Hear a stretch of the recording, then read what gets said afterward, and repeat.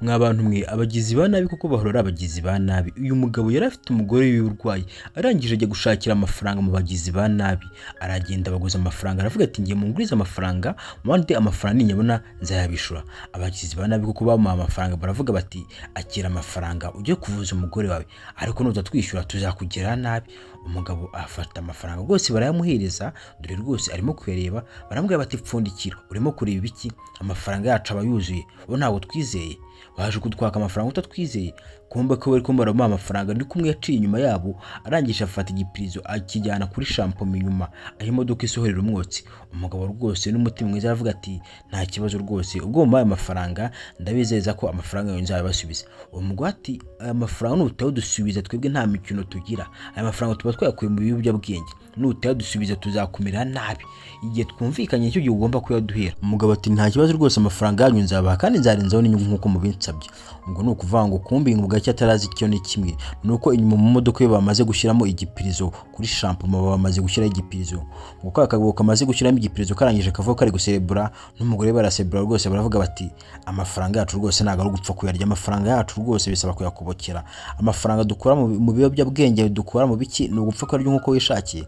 Umugabo rwose yaje n'akanyamuneza aravuga ati ubu ngomba kujya kuvuza umugore wanjye rwose. Yatangiye gucana imodoka aravuga ati okay reka ncana imodoka rwose njye kuvuza umugore wanjye rwose kuko ibintu bimeze nabi, umugore wanjye ntamuvuza rwose bira bimeze nabi. Uko umugabo yagacanye imodoka cya gipirizo cyatangiye kugenda kibyimba, ukacana imodoka igipirizo kikagenda kibyimba. Umugabo ati se ibi ni ibiki bana ndi kumva inyuma. Kumva umugabo agicana imodoka igipirizo cyaraturitse, ati iryo ni ipine rituritse. Umugabo yarikanze aravuga ati se iryo ni ipine ryaba rituritse bigenze bite? Abagore hano rwose barimo guseka barimo guserebura bati aha turebe n'amafaranga yacu ubuze kuyacikana sha. Uyu nguyu rwose arimo kuvuga ati amafaranga yacu kuyacikana ni ibintu byadanje ntabwo apfa kuyacikana. Mugakanga kahise kajya kwitsimba. Umugore naravuga ati okay nanjye none reka nkore plan B. Ubwo umugabo ko yagasohotse undi natangira kunyonyomba asubira imbere kuri chauffeur. Umugabo asohoka inyuma ari kureba iki imodoka yibaye, aravuga ati ntago ari ipine rutiretse se, neke numvishe gituritse. Umugore nawe ko nukagenda asubira inyuma avuga ati okay reka nsubira inyuma noneho nde bantu yarambitse amafaranga yanjye kuyafata. Ubwo wa mugore se ajya kuri ya mafaranga wa mugabo yarambitse mu modoka yiwe, aragenda rwose atangira gufungura cya gikapu aravuga ati aha nageze ku mafaranga yacu noneho. Ubwo umugore atangiye gufata amafaranga rwose atangira kuyapakira mu myenda yambaye. Amafaranga rwose yaravuze ati ntabwo ikigori cyakomeje gupakira ya mafaranga umugabo yari kuvuza umugore rwose, ariko umugabo nahane ko ariko akomeza kureba ati se ubundi byari bigenze bite, niki numvishe gituritse. Umugabo rwose biramucanga aravuga ati imodoka koncanye imodoka nkumva ikintu kiraturitse byabigenze bite. Ko umugabo kirimo kwibaza kumbi ka gasazi kahise kaza kigiza gasazi kandi kashize igipirizo muri shampoo. Kati boss wambabare se ukamfungurira ko ubukene bumeze nabi, ati maze iminsi ntajya rwose mbabara umfungurire. Umugabo rwose urabizi umugabo nta mutima mubigiraga rwose aravuga ati okay nimba ubukene bukumere nabi se reka noneho ndebe nimba ari ikintu mfitemo basi nguhe ujye kureba akantu wigurira. Umugabo rwose aravuga ati ako nubwo ari amafaranga yanyuma nayensiganye reka ndebe nimba hari icyo nagufasha. Kumbe umugore hano cyarimo gupakira amafaranga y'umugabo rwose arimo kuyapakira. Aba bagore ntago ari abantu beza. Wa mugore ko yamukanyote yarasigaranye kunyana avuga ati akira noneho ujye kureba akantu wigurira, akira rwose inzara rwose turayese. Umugabo yamaye rwose yizeye ko afite amafaranga aravuga ati kandi ukomeze kugira ibihe byiza. Umugore yese asubira ku modoka yakanga kagasiga kari guserebura ati aha nahe ngatwe wari ufite mu mufuka tuyagukuyemo. Ngo cyakiwe cyamaze gupakira amafaranga kigaruka imbere gake gake. Umugabo ntabwo yigeze abyitaho ko amafaranga yiwe bayapakiye. Ngo cyese kigaruka imbere gake gake ati amafaranga nayazinye ubwo twicara rimwe bataza kutubona akagira ngo twayisubije. Umugabo rwose atangiye gufata imodoka aravuga ati none reka nigendere ubwo amafaranga nayabonye. Abangaba ariko bo basikomeza gusebura bavuga bati amafaranga twayatsindiye nta kibazo. Umugabo nawe niko yakije imodoka akomeza kwigendera, yarazi neza ko amafaranga yajyanye rwose, yarazi ko agiye kuvuza umugore we. Mwabantu mwimbibutsa rwose nimba utarakora subscribe wigo gukora subscribe kandi ukazogera kugira ngo uzajye ukomeza kubona video nziza nk'izi ngizi rwose. Ngusaba gukora subscribe, comment and like. Gukora like rwose ni ibintu byiza cyane, uzajye ukora like kugira ngo iyi video yacu ikomeze kure cyane. Abangaba babonye umugabo arenze baravuga bati okay none natwe icyo gihe cyo kwigendera. Barakwereka hano ku bitaro rwose umugore w'umugabo ararwaye cyane. Umugabo yaje afite ikize cyane avuga ati sheri wanjye umeze neza, ihangane rwose amafaranga nayazanye ubu bagiye kukuvura kandi ndabizi neza kuri bukire. Umugabo rwose ntabwo yigeze areba mu gikapu ngo amenye ko amafaranga yiba yatwaye. Umugabo rwose yaje kuvuga ati mugore nkunda urabizi ndagukunda cyane rwose, nzakora buri kimwe cyose kugira ngo ubashe gukira. Sheri ihangane rwose ni iminsi mike tugataha mu rugo, ejo bundi uraba utashye mu rugo amafaranga yabonetse. Umugore ati ese sheri amafaranga wayakuye ko mbizi ko nta mafaranga ugira, amafaranga waba wayakuye, ese waba wagiye kuguza muri banki? Umugabo ati ntugire ikibazo sheri wanjye, amafaranga ngewe nayazanye, amafaranga arahari, ubu ngubu namaze kuvugana n'abaganga, amafaranga rwose, amafaranga twaburaga bagiye kukuvura kandi ndabizi neza ko uri buze gukira. Sheri wanjye ntugire ikibazo rwose, kubizi ko urabizi Imana iradukunda rwose, ntabwo amafaranga twayabura, kandi n'ikindi kamwe ndi umugabo.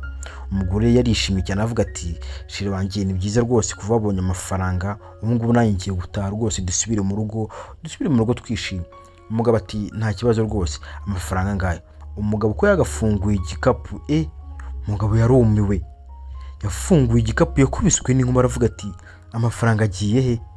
Umugabo byaramucanze, isi mwikaragiraho, yafunguye igikapu asanga ntabe n'igiceri na kimwe kirimo. Umugore yamubajije ati se bigenze bite? Umugabo nta kintu yabonaga cyo kubwira umugore, yaravuze ati ntacyo mbaye. Umugabo yarumiwe aravuga ati amafaranga ko bampaye amafaranga yuzuye, kubera ari muri iki gikapu bigenze bite? Umugabo yarumiwe aravuga ati mana yanjye, nawe ariwe ibi bintu bibayo rwose wakubitwa n'inkuba. Ati amafaranga niyo yishyire mu modoka, byaba bigenze bite?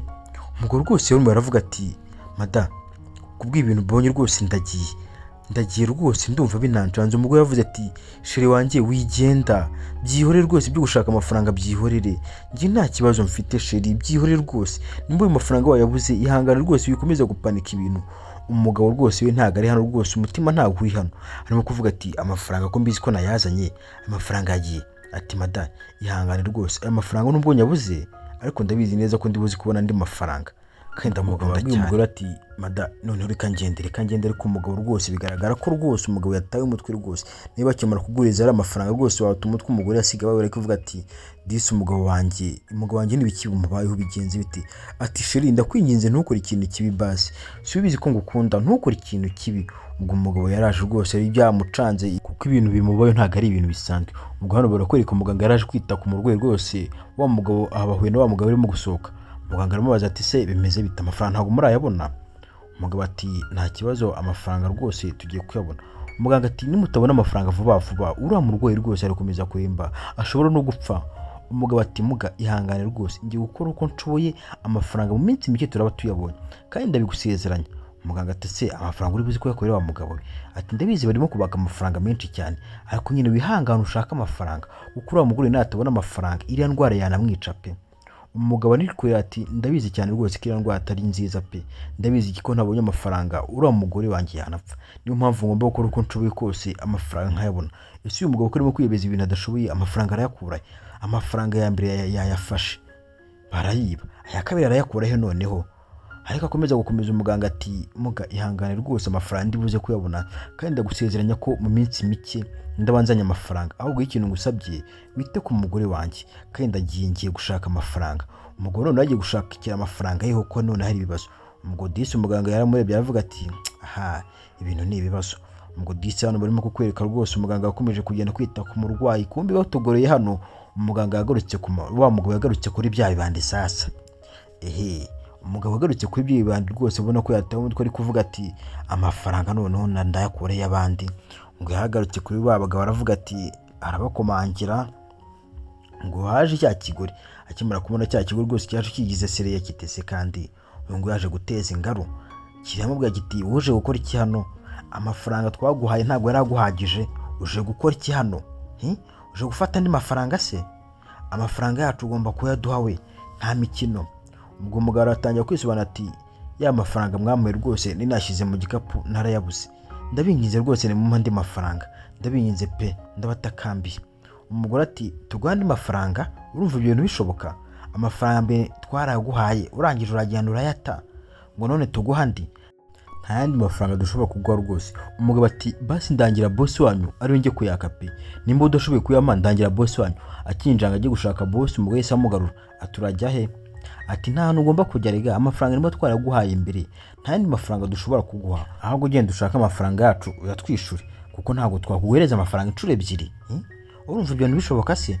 Kombe bakira ngo boss yese azaravuga ati hano ko numva mwateje ubusa ko byagenze bite? Ati ese ni wa mugabo wigeze kutwaka amafaranga? Ati bimeze bite inshuti yanjye, uje kutwishyura amafaranga yacu? umugabo n'amasoni menshi aravuga ati ngiye ntabwo nje kubishyuza amafaranga. Wa mugore ati aje kwaka andi mafaranga ahubwo ngaho twamaye yarayataye. Ati nawe nyumve hada ubwo se urumva twamaye andi mafaranga twamaye yarayataye? Boss ati ese koko niko bimeze? Ati nta kibazo rwose nimba ari kubishaka, nimba ushaka andi mafaranga nanone turongera tuvugane. Umugabo ati rwose mwamungiriye neza, ati mumbabare rwose mumpereze amafaranga, nyine amafaranga. Boss ati no, ibintu bisaba amategeko. Nimba ukeneye amafaranga uyu munsi uribuze gutanga igiciro gihambaye, uribuze gutanga igiciro cy'ubuzima. Umugabo ati igiciro cy'ubuzima?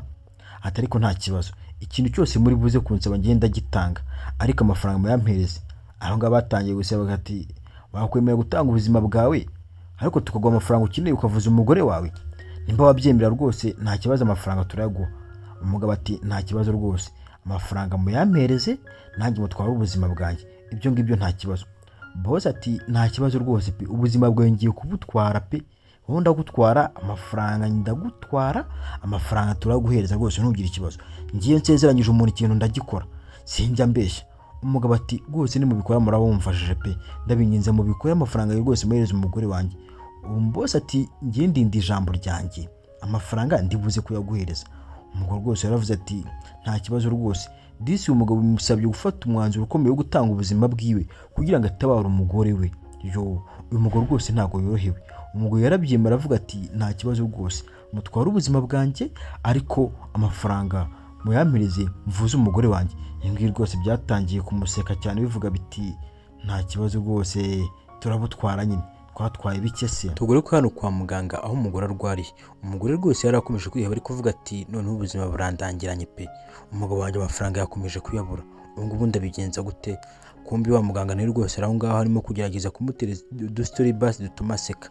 Ubwo yakomeje gumora inkuru basi zituma umugore yongera kugarura icyizere, agenda amuganiriza. Umugore nawe rwose akarushaho guseka, ariko nyine uko aseka ariko ntiyibagirwe neza ko umugabo we yabuze amafaranga yo kumuvuza. Ngo rwose barakomeje baragana rwose biratinda bishimye rwose. Umugore rwose yari yamaze kwiyakira ariko kuvuga ati n'ubundi nta kundi, umugabo wanjye amaze kubura amafaranga reka nige kwiyakira.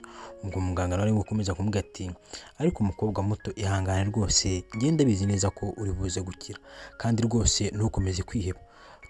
Tugaruke noneho hano inyuma gatoya. Ubwo wa muganga arimo kugenda rwose ageze imbere ababonye igikapu, aravuga ati se ibi ngibi ni ibiki ndi kubona imbere yanjye?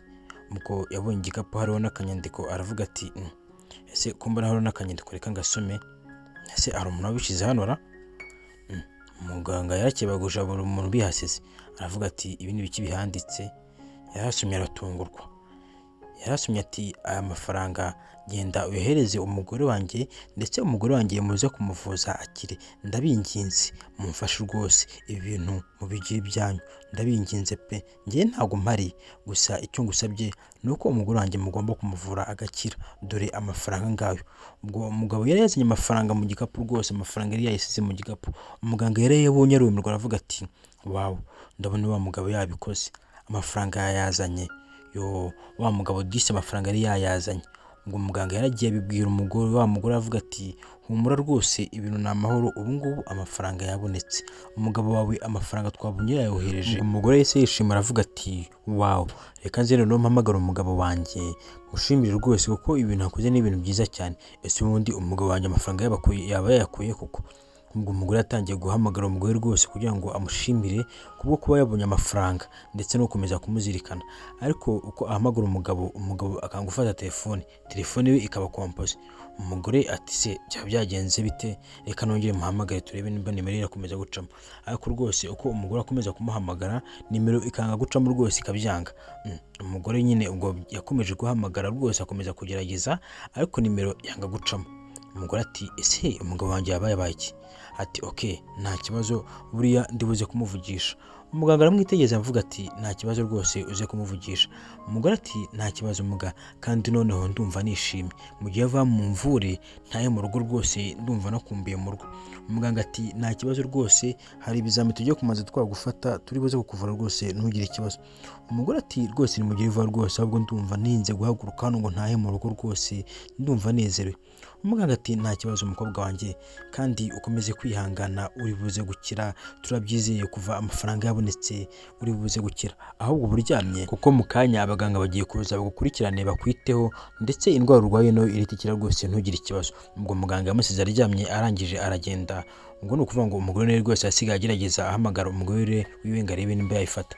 Ubwo barakwereka nyuma y'iminsi mike umugore amaze gukira, yaravuze ati noneho ubwo umaze gukira yaratashye rwose. Umugore yatashye ataha yishimye nezerewe cyane kuvuga ati mugabo wanjye uri he? Umugore rwose yatashe yishimye, sinzi ukuntu yarebye ku meza ahabona urupapuro ndetse abona n'akarabyo, aravuga ati arikanga, urupapuro n'akarabyo, umugabo wanjye se iyi ni surprise yaba nkoreye, ibi ni ibiki? Ubwo yaje ashatira rwa rupapuro ndetse n'aka kabo kari karambitseho ngaho, aravuga ati se ibi bintu ko mbona bicanganye, ko mbona bidasobanutse, umugabo wanjye asize urupapuro ndetse asiga n'akabyo, disi rwa rupapuro asize rugishije n'utundi turabyo ku ruhande, disi umugore bwe yarumiwe, aravuga ati okay, reka noneho urupapuro ndusome ndebe icyo umugabo wanjye yashatse kumbwira.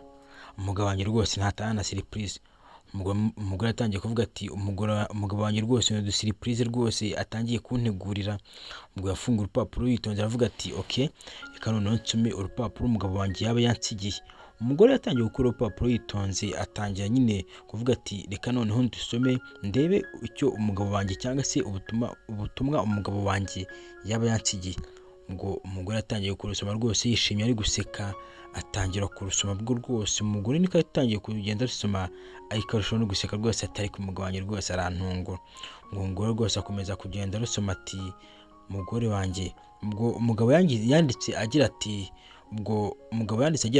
umugore wanjye ndakwinginze rwose nubona uru rupapuro umenye ko ntakiri hano, umenye ko ntakibarizwa mu isi y'abazima, umenye ko njye napfuye. Njyewe ubwo nanjye ndetse nizera ko ubwo ngubwo nawe wakize. Umugore wanjye ndagukunda cyane pe, nubwo ngiye ariko ngiye nzi neza ko ngukunda, kandi umutima ugukunda ntabwo uzarekera kugukunda. Nzakora buri kimwe kandi nzaguma mu mutima wawe, ndetse aho ngaho ku ruhande rwawe hari andi mafaranga nasize menshi cyane. Ayo mafaranga azagufashe kubaho mu buzima buri imbere, kandi ndagukunda cyane. Umugore akimara gusoma ubu butumwa yararize cyane, aravuga ati Yesu, ibi ni ibiki bimbayeho? Umugabo wanjye se yaba yishwe n'iki? Ubwo umugore yarababaye cyane, aravuga ati ese umugabo wanjye kubera icyo wansize koko? Umugore yararize cyane kuvuga ati ibi ngibi wabikoze kubera icyo wabikoze? Kumbe wa mugabo koko yagiye kureba bya byihebe disi nibyo byamwishe kugira ngo bimuhe amafaranga.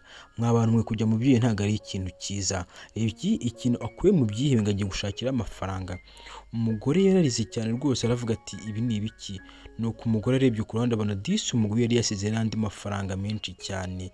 Umugore yasize amafaranga rwose azabeshaho umugore we, aravuga ati umugore wanjye amafaranga rwose agomba kuzagutunga. Umugore yavuze ati amafaranga wasize se niyagurana ubuzima bwawe? Ariko umugore yarabaye cyane, aravuga ati ibi ngibi rwose ntabwo njye mbishigikiye rwose mugabo wanjye. Ibi bintu byo kuvuga ngo usize amafaranga ariko urapfuye, n'ibifaranga ntabwo mbikeneye, subira n'ibifaranga byawe. Ariko umugabo wanjye njye nkenewe, sinkeneye amafaranga yawe. Umugore yatangiye kurira disi, nawe ari we warira rwose. Umugore yatangiye kurira rwose, ari nako agafilime kacu tugenda tugasoza rwose. Ndetse mbibutsa ku muntu utarakora subscribe yakanda subscribe, agakanda comment and share kugira ngo video yose dushizeho azajye ahita ayibona mu ba mbere. Thanks, mugire ibihe byiza.